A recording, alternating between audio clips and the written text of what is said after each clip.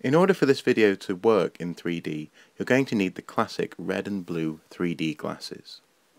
Now let me start by saying that I'm not the biggest fan of 3D in the cinema.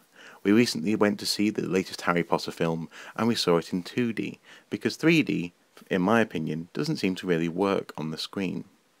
But it has got me thinking, is it more than just a gimmick? Is it better than just photographing things like the moon and cityscapes and other objects, such as anything that really points at you out of the screen?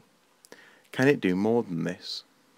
A pervasive issue in archaeology has been the publication of sites, objects and burials through the medium of line drawings and photography.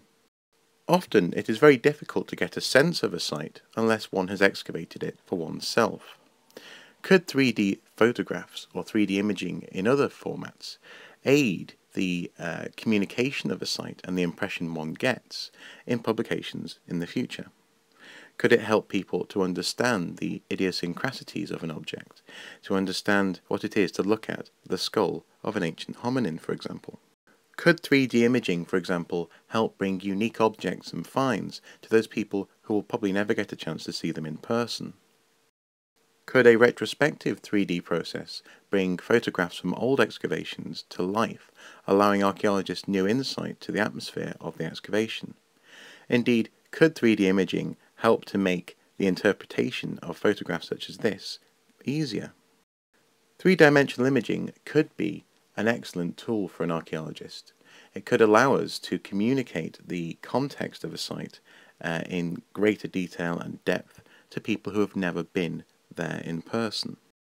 However, the question is, to what extent is three-dimensional imaging just a gimmick?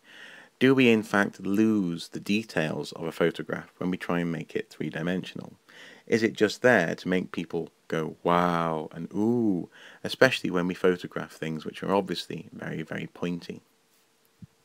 The pros and cons of 3D imaging and its application in the field of archaeology is something which I've been thinking about for the past couple of days, and I certainly have not come to a conclusion. What are your thoughts? If you have any particular perspective on the application of 3D to archaeology and history, please feel free to comment below. I'd be very interested to hear, and this could be a very interesting debate. Thank you very much.